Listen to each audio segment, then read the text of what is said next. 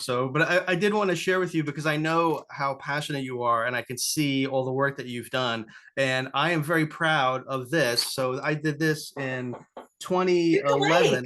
Yeah. Yeah. Oh, I love Cuca Lake. I could talk about Cuca Lake for hours. I should be there now. I should I've be heard living so many there. great things about that race. It's such a Oh, beautiful area of the country too. Hey, I got my yeah, there hat. you I got go. my Got your my swag. medal, my little medal. Nice. But what I So will what do you tell think you, about when you look at that stuff? um, what do I think about? I think about, oh, a lot. I think about missed opportunities. I think about Hmm, health. I think about just challenges. And I think about it all the time. I still have. This really? is a race I did in 2011. Yeah.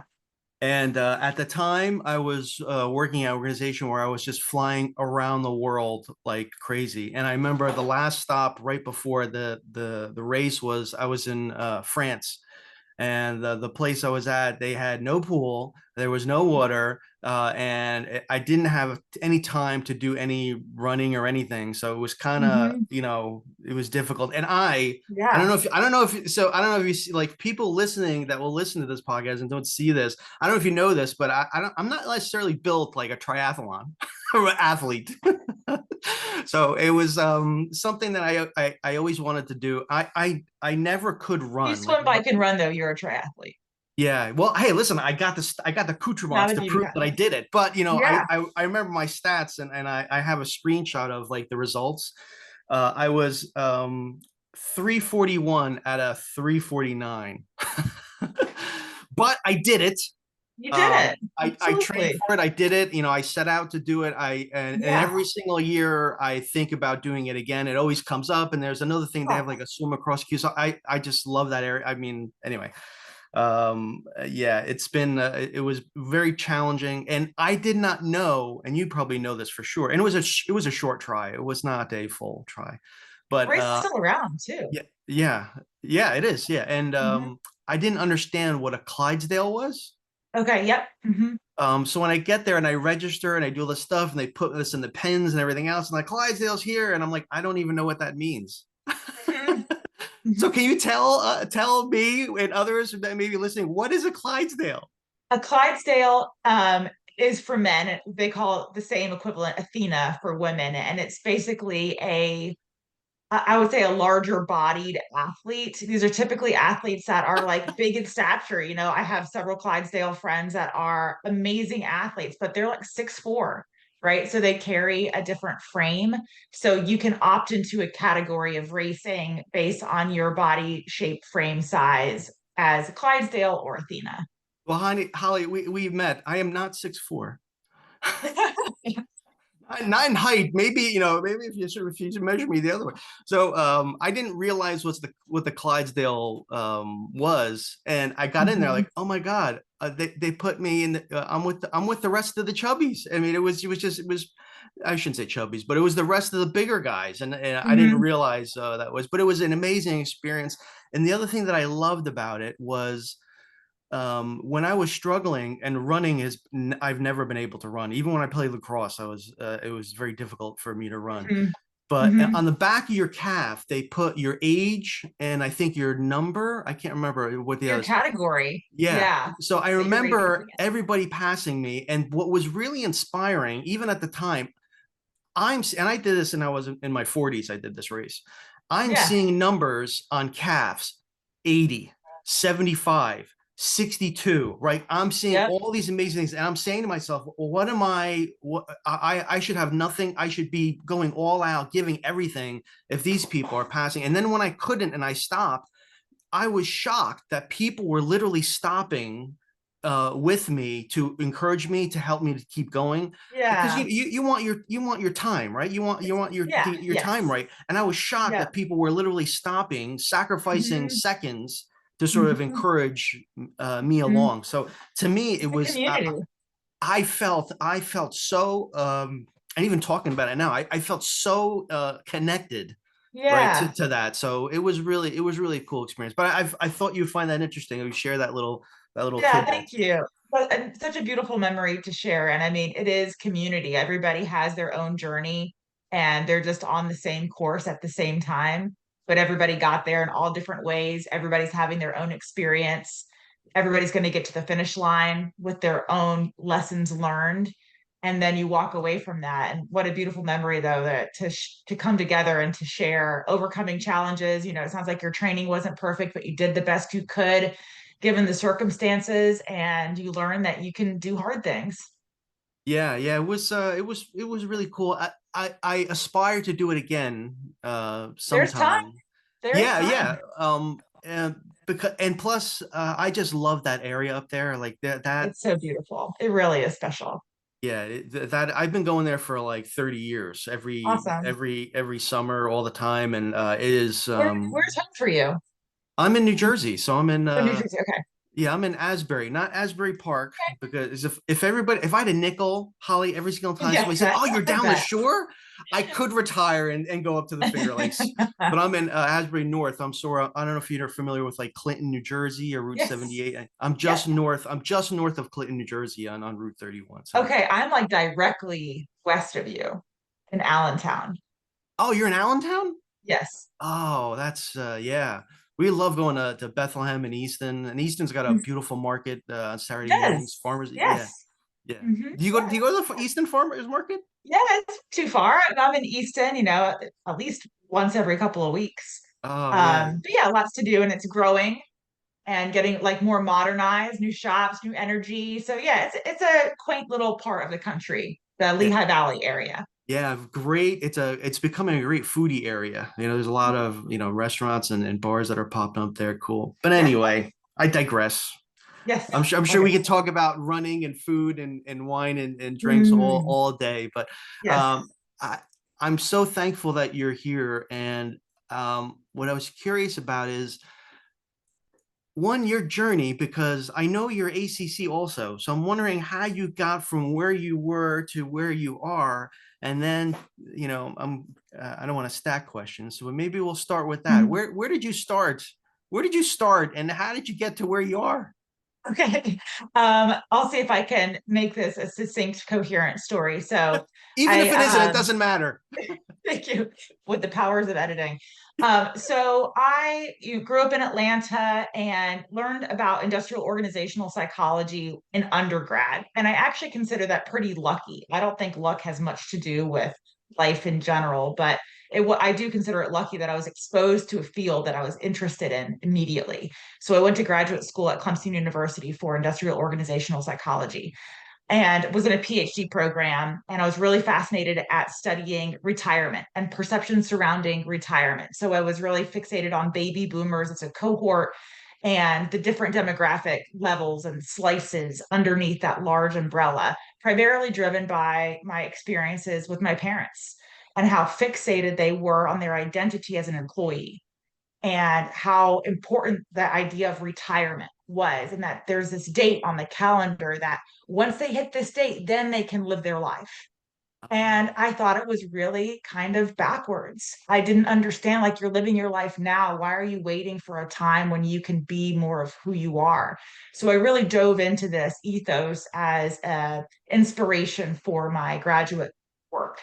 Now, I will say I've been a lifelong athlete. While I was in graduate school, I got an opportunity to row on the women's NCAA program, which subsequently ended up me getting recruited to an Olympic development program in Philadelphia. Oh So I ended wow. up switching from my PhD to a master's, graduated, did published my master's thesis in two languages, some journal articles, and I moved to Philadelphia to try to make the 2012 Olympic team rowing. And that was actually a really pivotal decision for me because I call myself type A plus.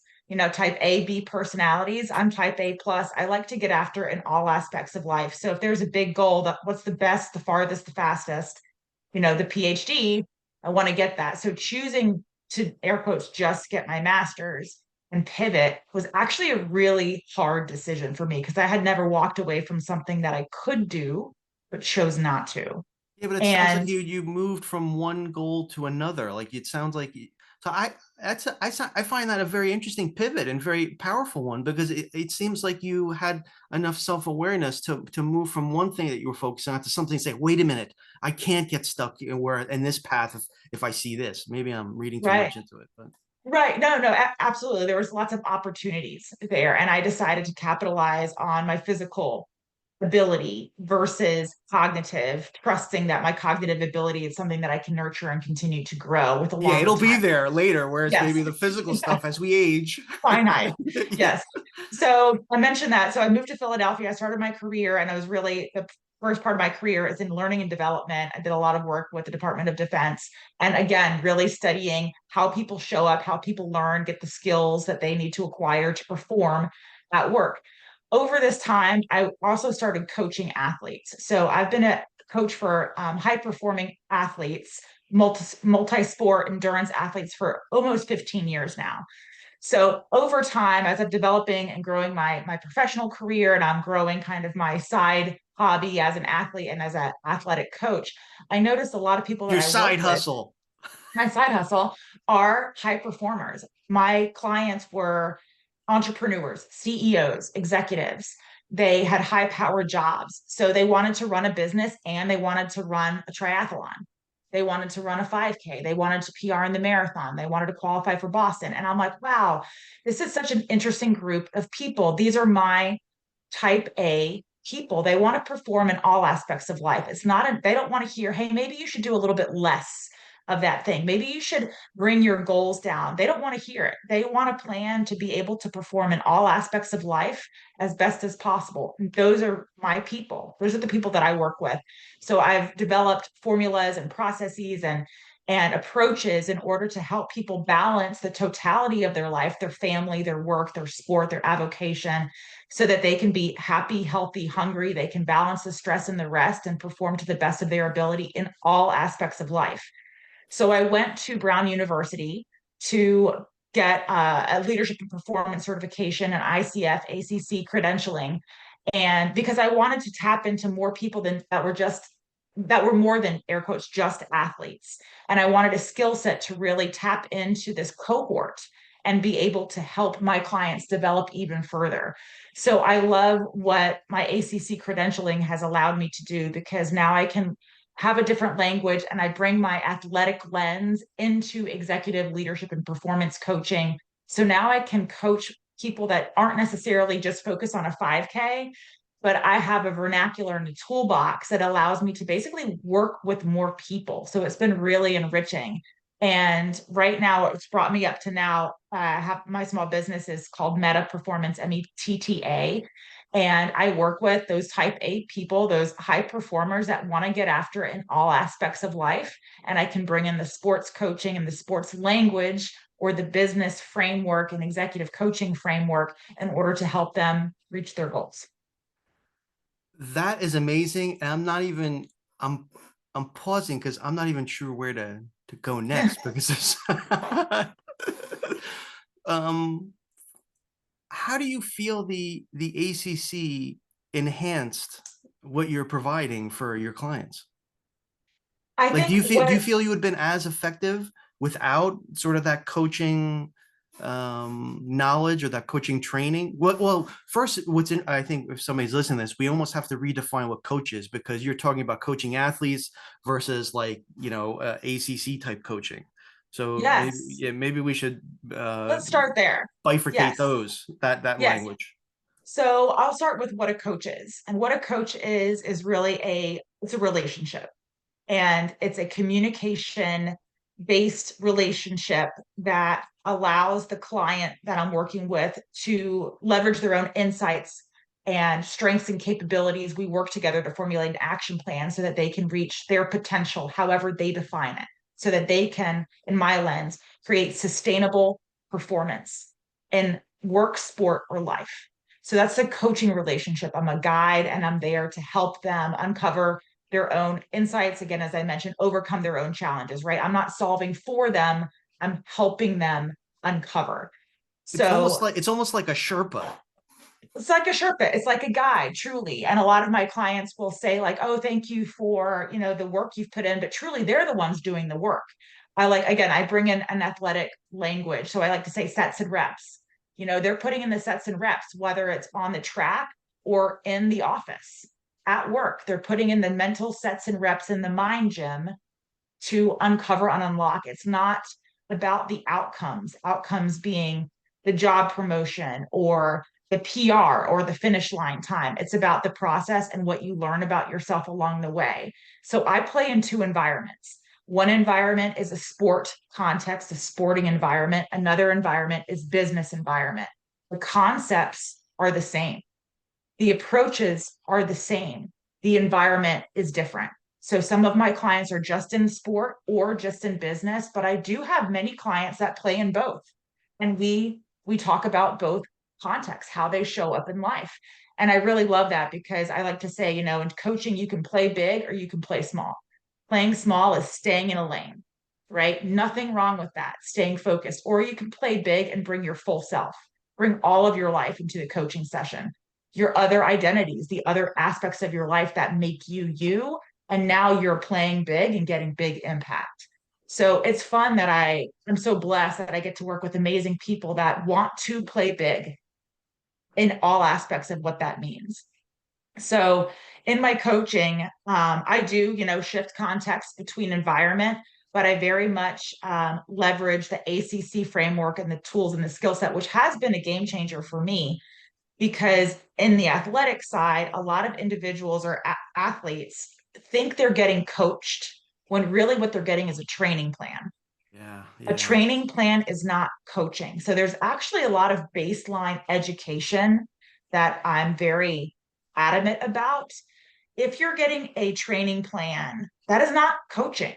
That is that's a training plan and design. And frankly, you can get that a lot of ways. You can get that from an app, you can get that from AI, you can get that from Google, right? Coaching is the application of that training plan into your life. And how I take it a step farther is what are you learning about yourself along the way? What is most fulfilling to you? How are you overcoming challenges?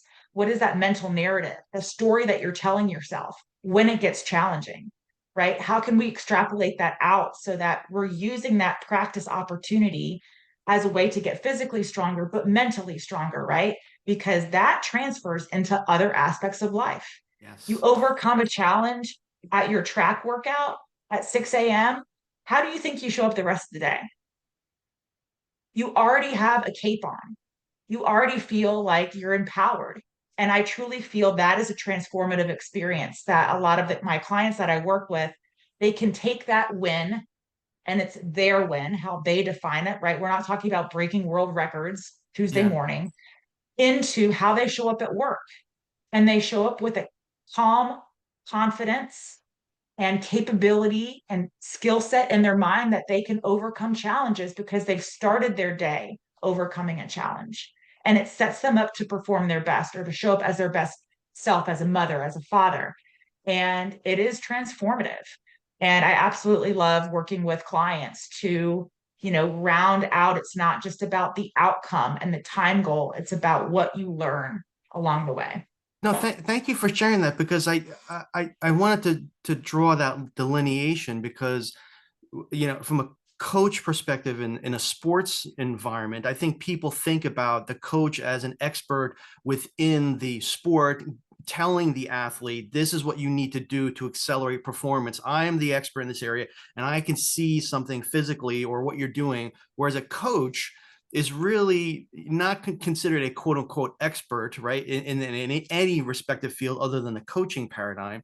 And it's the client's agenda that you partner with. I love how you articulated that. So and sometimes I think those two can get confusing, but For sure. yeah, Mm-hmm. but they are powerful when you put them together. So I'm Yes. sure, yeah, right. It's amazing that you can have both hats on, right, and Mm-hmm. really sort of understand, how to help a client reach.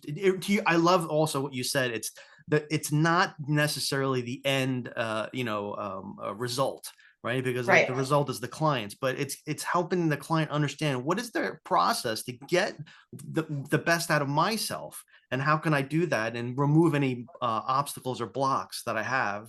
um, and I'm sure you've seen this research, and a lot of people do, but I think they a lot of times they refer to this in the like the professional athletes, whether it's basketball or football or any of that kind of stuff, where they have shown that the inclusion of a sports coach from a ACC ICF type of standard actually increases the performance of an athlete, that doesn't have that type of support. Because a lot of times, and I'm sure you know this when you're on your runs, it's not physically what's happening; it's what's happening up, above the shoulders that can sort of Yeah, get you to where you need to be. I'm curious if yeah. you've seen that type of research.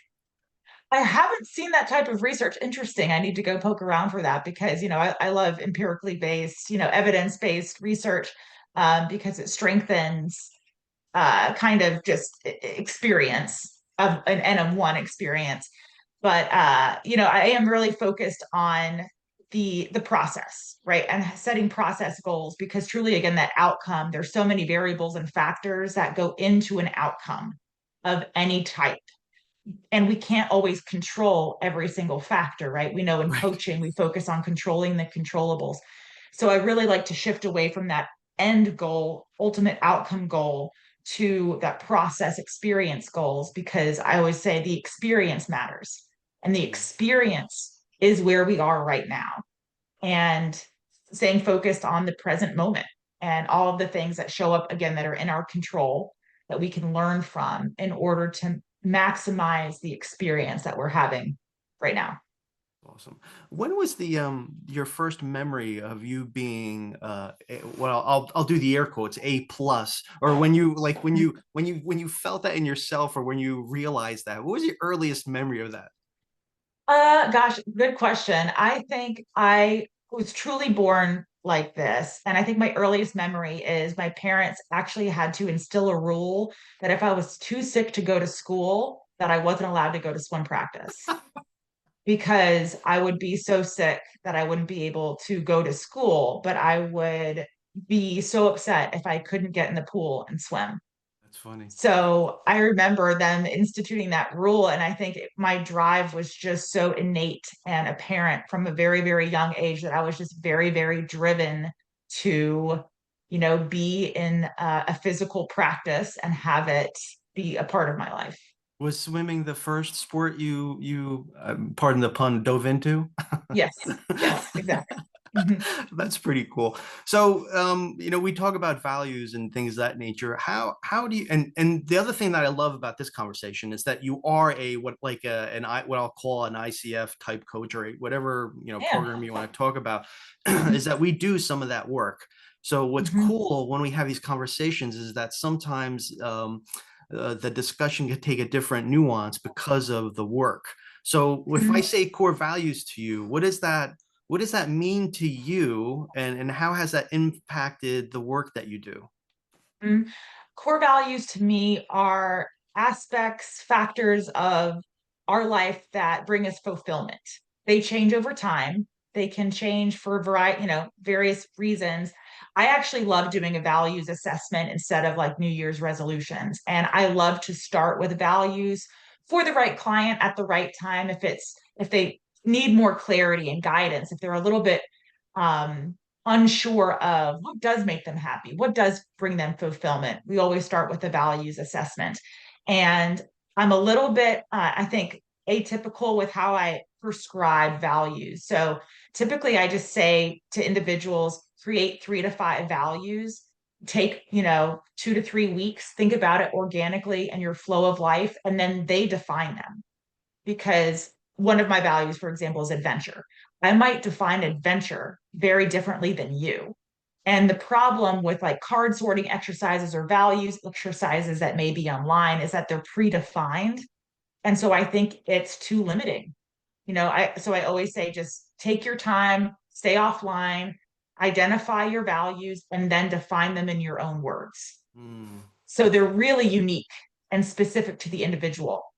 And then the values are your compass in life in making value based decisions.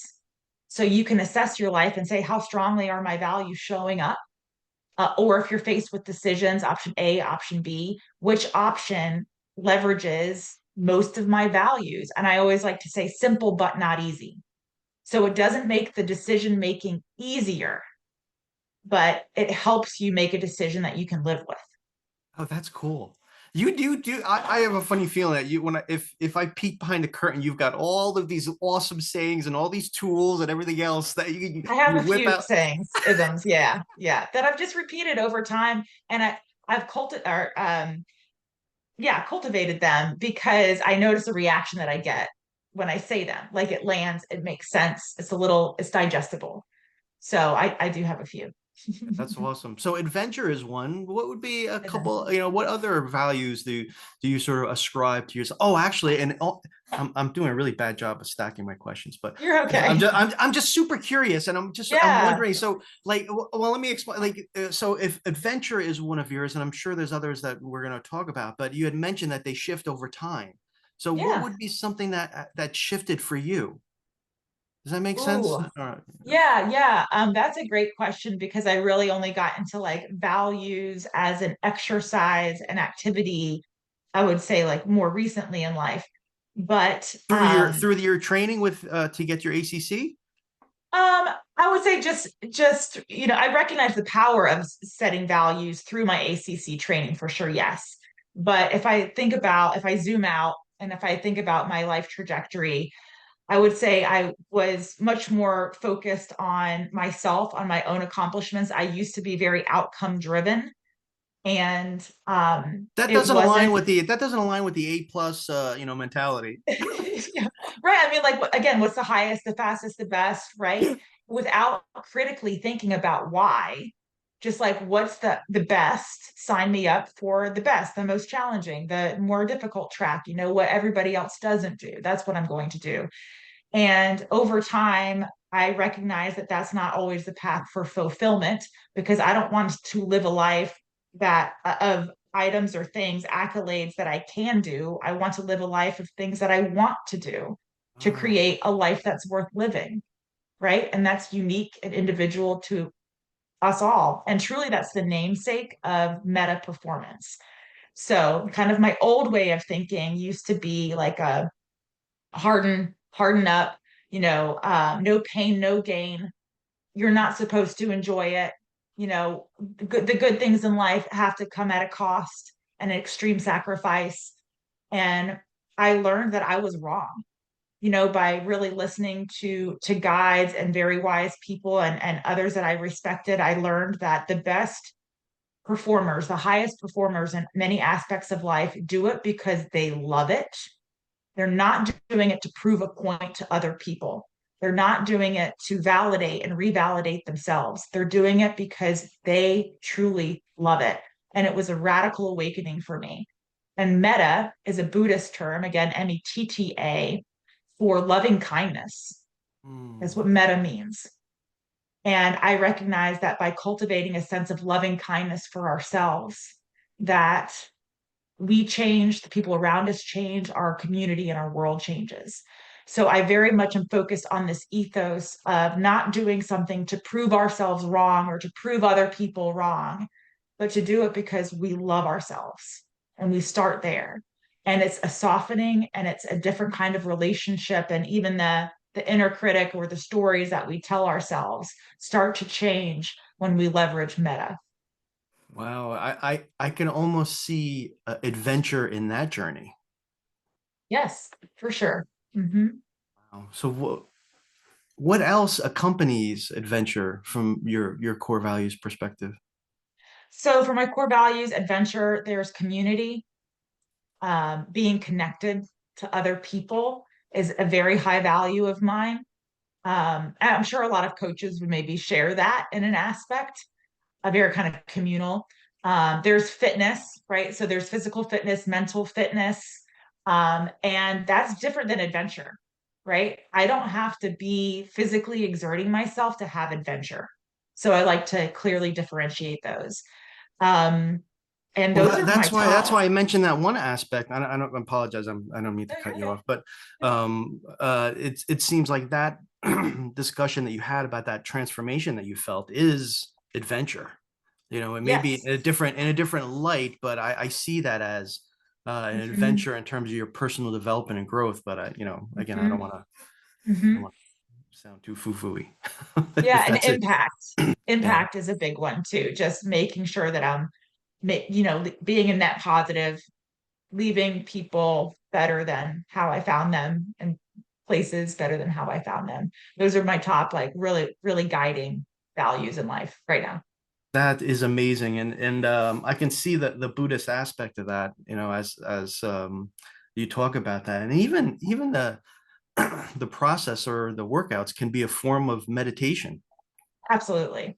Yes. So Hmm. and Thich Nhat Hanh has a big discussion and talk, although he's passed now, but he used to talk quite a bit about a walking meditation, and Yes. what that impact means. And I can see that very easily translating to a pool, a bike, or a run, which is Hmm. pretty wild. Hmm. Yes, I do prescribe moving meditations for my clients, along with meta meditations. And yeah, it's a time to tap into flow state, to appreciate our bodies, and to truly be in that meditative state, with movement. And sometimes it's a guided meditation if they need that. Other times it's very open-ended. But yeah, this is a time to enjoy our ability, enjoy moving through space in your, you know, in the way that you choose: swim, bike, run, hike, walk, whatever that may be.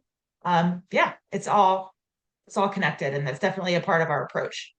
Did you how did that manifest in your business? So I'm trying to uh, and again, this is my curious nature, is that how did you go from doing these things for yourself and doing this while you were coaching others, and how did you migrate towards a business doing this, and how what was the catalyst for that, or the inspiration? Again, honestly, my clients were the inspiration, because my clients were not just competitive athletes wanting to get the most out of themselves, but they wanted to run the best business. They wanted to start really successful businesses. They were CEOs and executives. And it's really, they inspired me because they had a certain capability and perspective, and they showed up at their lives in certain ways that I wanted to have the conversation with them about more aspects of their life. I didn't want to just stay in the sport lane. So, conversations in the relationships that I developed with my clients, which I'm very thankful to have very long-standing client relationships, I got to know about their full life. And I'm a very relationship centered coach. My business is very relationship centered, and we nurture long term relationships with our clients so that we can really grow and evolve with them as they set goals, achieve goals, surpass goals, change goals. We help them navigate that change and that, transition, whatever it may be. Maybe they started as a triathlete and they're interested in going into bike racing, or maybe they started in a career and they're interested in pivoting, right? It's the same process. It really is. Okay, what used to fulfill you doesn't fulfill you anymore. How can we work together, bring out some insight, and create an action plan that we can try and we can sense and we can guide? Where does that energy come from now? That is amazing, because I there's also I've and maybe it's not a insightful observation, but from a wellness perspective, there's more people that are gravitating towards this and finding this Yeah. and wanting to explore this, Yep. and it can be a scary adventure for somebody. So to have Mhm. a guide who's been there, done that, and understands how to be supportive without being directive, that using that coaching mind, Absolutely. Yep. right? That Hmm. coaching mind frame can be very, Hmm. very appealing. Hmm. Right. And to be clear, I'm not talking about all sports, right? I'm still Right. very kind of limited. This is endurance sports, this is multi-sport. So some people are interested in that. Other people might want to play soccer, right? And that's totally fine. And my expertise is really in the endurance area. But I really value, that lived experience and what endurance sports can teach us about ourselves and overcoming challenges. And Yeah, I have tons of experience and over a decade of guiding a variety of people, all different types of abilities, ages, backgrounds, to accomplishing their goals and ultimately learning about themselves and what's capable through a lens of sport into other aspects of life.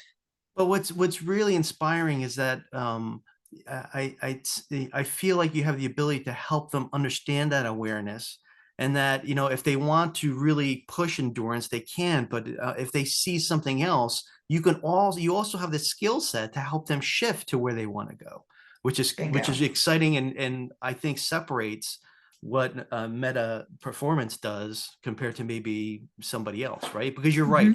right, anybody can come up with a training plan, You're right. right? Mhm. Even AI can do that for us now, You're right? right. So, Yep. but there is a different element that I think that you provide, which you Mhm. can't get from others, which is kind of cool.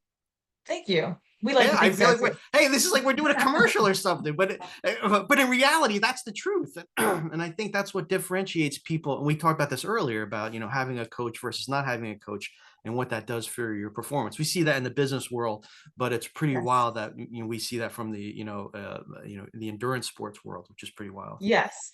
And again, like we know this as, just spectators of sport. We don't wait for an Olympian, an athlete to make an Olympic team to get a coach. They've had a coach probably for decades, their entire life, right? Guiding, developing, shifting, focusing to help that athlete achieve an Olympic stage.